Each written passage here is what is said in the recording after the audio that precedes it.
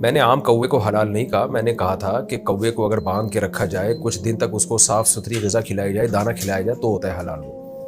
اچھا، یہ میں نے مسئلہ جب بتایا تو بعض فتنہ پرست لوگوں نے بھی مذاق اڑایا، اور کمنٹس میں بھی بعض لوگوں نے بڑا مذاق اڑایا ہوا ہے۔ اور کچھ دن پہلے ایک صاحب آئے لندن سے، کہنے لگے کہ مفتی صاحب کا جب یہ ہم نے بیان سنا اور تو دل بہت بد دل ہو گیا، اور ایک صاحب نے تو یہاں تک کہا، مذاق اس پہ اڑایا کہ واہ واہ، ایک حرام جانور ہے، اسے باندھ کے صاف غذا کھلائیں گے تو وہ حلال ہو جائے گا۔ یہ بھی کمنٹس میں کسی نے مذاق اڑایا ہوا تھا۔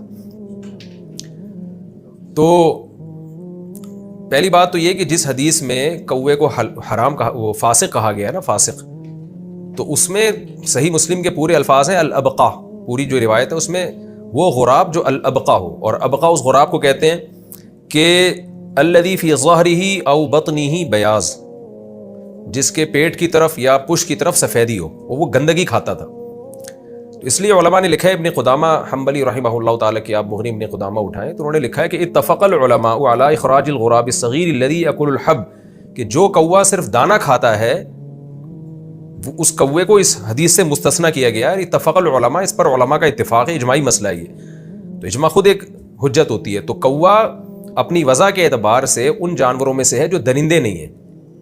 مثال کے طور پر میں اگر کسی سے پوچھوں کہ شتر مرغ کھانے کے حلال ہونے کی کیا دلیل ہے، اس طرح بہت سارے حلال پرندے جن کا ہمیں حدیث میں تذکرہ نہیں ملتا، لیکن ان کو جائز کیوں کہا جاتا ہے؟ اس لیے کہ وہ حلال پرندوں کی جنس میں سے۔ حلال پرندے کون سے ہوتے ہیں؟ جو چونچ سے کھاتے ہیں، جو چیر پھاڑ نہیں کرتے، وہ پرندے حلال ہوتے ہیں۔ تو اور جو درندے ہوتے ہیں جو باقاعدہ اپنے پنجوں سے پکڑتے ہیں، شکار اس طرح سے کرتے ہیں، گوشت خور ہوتے ہیں، تو وہ پرندے حرام ہیں۔ بالکل جانوروں میں جیسے چوپائے، اب یہ مارخور ایک جانور ہے، ہمیں تو نہیں ملتا حدیث میں اس کے جائز یا ناجائز ہونے کا، لیکن چونکہ انعام میں داخل ہے، گھاس پھوس کھاتا ہے، چرتا ہے، چار ٹانگوں پہ چلتا ہے، اور گھاس پھوس شکار کرنے والے جانوروں میں سے نہیں ہے، تو پوری امت کا اجماع ہے کہ یہ حلال ہے۔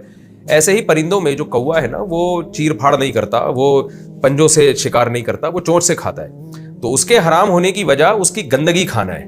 اس کی مثال ایسے جیسے صحیح حدیث ہے، رسول اللہ صلی اللہ علیہ وسلم نے جلالہ کے کھانے سے منع کیا۔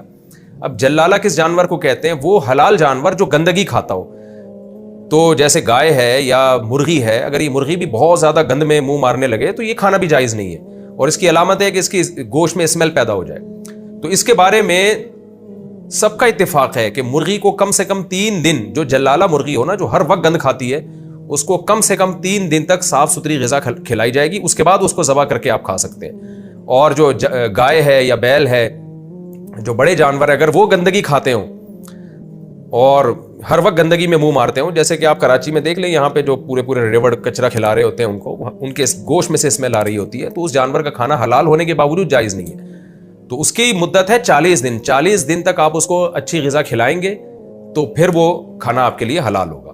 تو جس نے مذاق اڑانا ہے تو اس کا بھی مذاق اڑائے کہ یہ کیا بات ہے کہ مرغی کو 3 دن تک، تمام فقہا لکھتے ہیں کہ 3 دن تک اس کو بند کر کے رکھا جائے گا اور پھر حلال چیز کھلائی جائے گی، تو وہ مرغی، کیونکہ اصل وضع کے اعتبار سے مرغی حلال تھی، گند کھانے کی وجہ سے اس کو ناجائز کہا جا رہا ہے۔ تو جب گند کھانا چھڑا دیں گے تو ظاہر ہے اس کی کوئی نہ کوئی مدت تو ہوگی نا، تو جب تک گند کھانا اس کو چھڑاتے نہیں ہیں وہ آپ کے لیے جائز نہیں ہوگا۔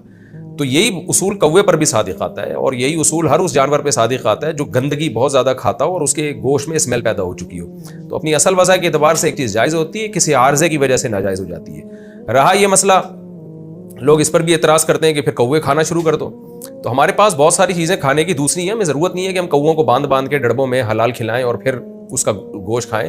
حلال بہت سارے اور جانور بھی ہیں، لیکن انسان کو طبی طور پر ان کی طرف میلان نہیں ہوتا، اس لیے کھاتا نہیں ہے۔ وہ آپ بتائیں، طوطا بھی کھانا حلال ہے، طوطے کے ناجائز ہونے کی ہمارے پاس کوئی دلیل نہیں ہے، لیکن کبھی کسی کو دیکھا آپ نے طوطے کی بریانی پکا کے کھا رہا ہو یا طوطے بنا کے کھا رہا ہو؟ کوئی بھی نہیں کھاتا، اس لیے کہ عام طور پر ان چیزوں کا رواج نہیں ہے۔ تو ہر حلال چیز کھانے کی ترغیب نہیں ہے شریعت میں۔ تو طوطا ہے اور کچھ جانور ایسے ہیں جو حلال ہیں لیکن نہیں کھاتے ہم، نہ اس کا ہمارے یہاں رواج ہے، اس سے اس کی طرف انسان کی طبیعت مائل نہیں ہوتی۔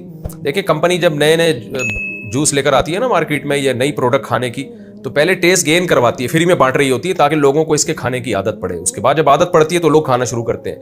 تو بہت سی حلال چیزیں ایسی ہیں جو ہیں حلال لیکن نہیں کھاتے لوگ، اس کو رواج نہیں ہے کھانے کا۔ تو یہ کوا بھی ایسے ہی ہے، ویسے بھی کوا اتنے گند بلا کھا رہا ہوتا ہے کہ اس کا ویسے بھی ہمارے معاشرے میں رواج نہیں ہے، اور نہ ہی ہو تو اچھا ہے، کیونکہ کوے کو آپ افورڈ نہیں کر سکتے، کوا ماریں گے پوری قوم آپ کے پیچھے پڑ جائے گی کووں کی۔ تو اور ویسے بھی گندگی کھاتا ہے، مردار کھاتا ہے، چیچڑے کھا رہا ہوتا ہے سارا دن۔ تو یہ اس مسئلے کی وضاحت تھی۔ اب میں پوچھتا ہوں کہ وہ کوا جو حلال کھاتا ہو، جو مجھ سے دلیل پوچھ رہے تھے نا کہ کوے کے حلال ہونے کی کیا دلیل ہے، تو تو میرا سوال ہے ان سے کہ جو کوا جو پاکیزہ چیزیں کھاتا ہو، گند نہ کھاتا ہو، دانا کھاتا ہو، آپ نے کس بیس پہ اس کو حرام کہا ہے؟ حدیث آپ پیش کریں۔ تو حدیث جو آتی ہے نا صحیح مسلم کی، جس میں کوے کو فاسق کہا گیا ہے، تو وہ کوا ہے جس کے بارے میں دوسری حدیث میں اس کی میں اضافہ ہے الابقا۔ تو الابقا وہی کوا ہوتا تھا جو گندگی کھاتا تھا، جیسے کہ عام طور پہ کوے گندگی ہی کھا رہے ہوتے ہیں، ہم اس کوے کی بات کر رہے ہیں جو دانا کھاتا ہے، جو صاف ستھری غذائیں کھاتا ہے۔ تو پراپر طریقے سے لوگ علم حاصل نہیں کرتے اور بیٹھ کے بس پھینکتے رہتے ہیں بیٹھ کے۔ اچھا بھائی، دوسرا سوال یہ ہے کہ رہا یہ مسئلہ، لوگ کہتے ہیں پھر کھاؤ، تو آپ بھی طوطے کھانا شروع کر دیں، تو پھر ہم کوے کے بارے میں غور کریں گے۔ جیسے طوطے نہیں کھائے جاتے، مینا نہیں کھائی جاتی، حالانکہ حلال جانور ہے، حرام ہونے کی کوئی دلیل نہیں ہمارے پاس۔